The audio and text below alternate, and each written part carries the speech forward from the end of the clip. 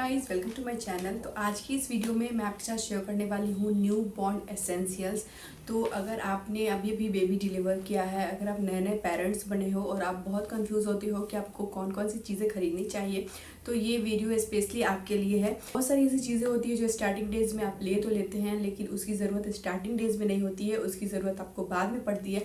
तो आप उसे बाद में भी परचेस कर सकते हो, लेकिन अभी वो सारी चीज़ें मैं बताऊंगी जो स्टार्टिंग डेज में आपको बहुत ज़्यादा ज़रूरी होती है। सबसे फर्स्ट है बेबी का क्लॉथ, कि आप वेदर के हिसाब से आपको क्लॉथ लेनी चाहिए। अगर विंटर है तो उस हिसाब से लेंगे, समर्स हैं तो उस हिसाब से लेंगे, अगर आप बहुत ज़्यादा ट्रैवल करते हो तो उस हिसाब से आपको क्लॉथ्स लेने होंगे।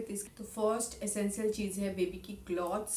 सेकेंड इंपॉर्टेंट चीज़ होती है ड्राई सीड्स। तो ये बहुत ज़्यादा इंपॉर्टेंट चीज़ मुझे लगती है और काफ़ी सेफ रहता है आपके लिए। बाद बेबी को डायरेक्ट ड्राई सीड पे नहीं रखना चाहिए, को भी कॉटन क्लॉथ पे रखने चाहिए। तो आप ऑनलाइन उसके लिए जो गद्दी बोलते हैं वो आप परचेस कर सकते हो। लेकिन अगर आप घर में, आपके घर में कोई पुराने चादर हैं, पुराने साड़ियाँ हैं, उनसे भी आप गद्दा बना सकते हो। वो काफ़ी के लिए डायपर बहुत इंपॉर्टेंट होता है, तो इस तरह के आप डायपर्स ले सकते हो। ये छोटे बड़े पैक दोनों में आते हैं।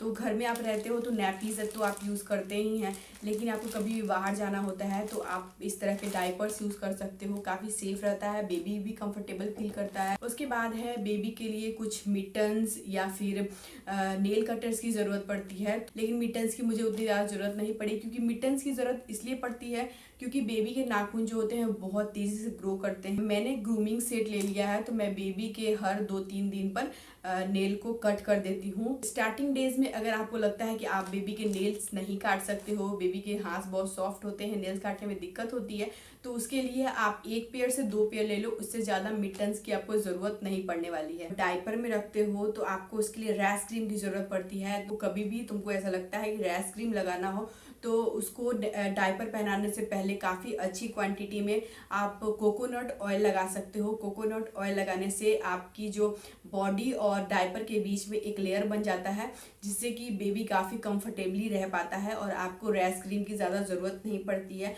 ऑनलाइन बहुत सारी नैपीज़ मिलती हैं, 300-400 में 6-7 नैपीज़ आपको मिल जाती हैं, तो आप इसे ऑनलाइन भी परचेस कर सकते हो। लेकिन अगर आप बजट में रहना चाहते हो तो कॉटन जो क्लॉथ्स होते हैं उससे बेबी के नैपीज़ बनवा सकते हो।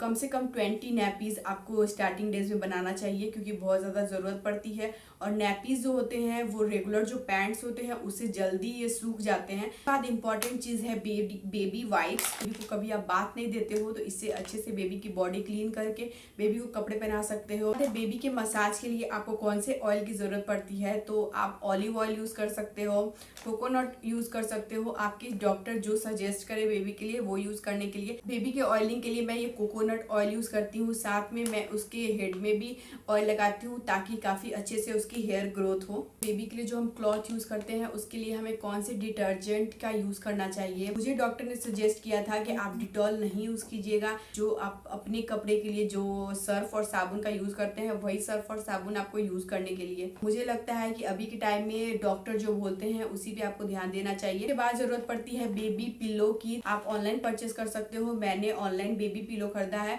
सो ये कुछ इस तरह का पिलो आता है, उसमें बेबी का जो हेड है वो काफी अच्छे से एडजस्ट हो जाता है। कुछ इस तरह की पिलो आप ऑनलाइन परचेस कर सकते हो। नेक्स्ट है बेबी का नेट, जो काफी ज्यादा इंपॉर्टेंट होता है, क्योंकि स्टार्टिंग डेज में बेबी को मॉस्किटो से दूर रखना चाहिए। उसका ख्याल रखने के लिए आपको बेबी नेट की जरूरत स्टार्टिंग डेज में ही पड़ती है, उसके बाद नहीं पड़ती है। उसके बाद है बेबी के लिए जब बात देते हो तो किसकी चीज़ों की जरूरत पड़ती है, तो आपको बेबी सोप की जरूरत पड़ेगी, टॉवेल की जरूरत पड़ेगी। टब की जरूरत बिल्कुल नहीं पड़ती है, क्योंकि बेबी बहुत नाजुक होता है, उसकी हेड भी सेट नहीं रहती है। टब की जरूरत कुछ दिनों के बाद पड़ती है, स्टार्टिंग डेज में नहीं पड़ती है। उसके बाद इंपॉर्टेंट चीज़ है बेबी के लिए बीप्स की जरूरत पड़ती है। बेबी को जो भी दवा मिलती है वो आप ड्रॉपर से जब आप देते हो तो बेबी उतने जल्दी अंदर की तरफ नहीं ले पाता है, तो कभी कभी वो बाहर की तरफ आने लगता है।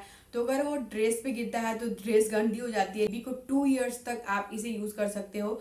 बेबी को जब भी आप कटोरी चम्मच में भी खाना अगर खिलाओगे तो इसके गले में लगाकर खिलाओगे तो उसकी ड्रेस खराब नहीं होगी। फार्मूला मिल्क, अगर आप बेबी को अपना मिल्क देते हो तो बहुत अच्छी बात है। आप ट्रैवल में जाते हो, बहुत ज़्यादा भूख लगती है और उसका पेट नहीं भरता है, तो आपको एक फार्मूला मिल्क अपने पास रखना चाहिए। उसके बाद है आपको एक हैंगर की ज़रूरत होती है, क्योंकि बेबी के छोटे छोटे कपड़े होते हैं उसे आपको रखना होता है। इस तरह के हैंगर्स जो है कुछ इस तरह के हैंगर्स जो हैं वो आप ले सकते हो। इसमें बहुत सारे पिन होते हैं, तो एक बार में 20-30 कपड़े जो है बेबी के एक बार में ड्राई कर सकते हो। सारे खिलौने लेने चाहिए जिसमें थोड़ी बहुत आवाजें होती हैं। ये बेबी के ब्रेन डेवलपमेंट में काफी ज्यादा इंपॉर्टेंट होता है, तो ये 2 मंथ्स के बाद ही आपको जरूरत पड़ती है। तो ये रही मेरी वीडियो, आई होप आपको अच्छी लगी होगी बेबी एसेंशियल्स। मैं मिलूंगी आपसे नेक्स्ट वीडियो में, तब तक के लिए बाय बाय, टेक केयर।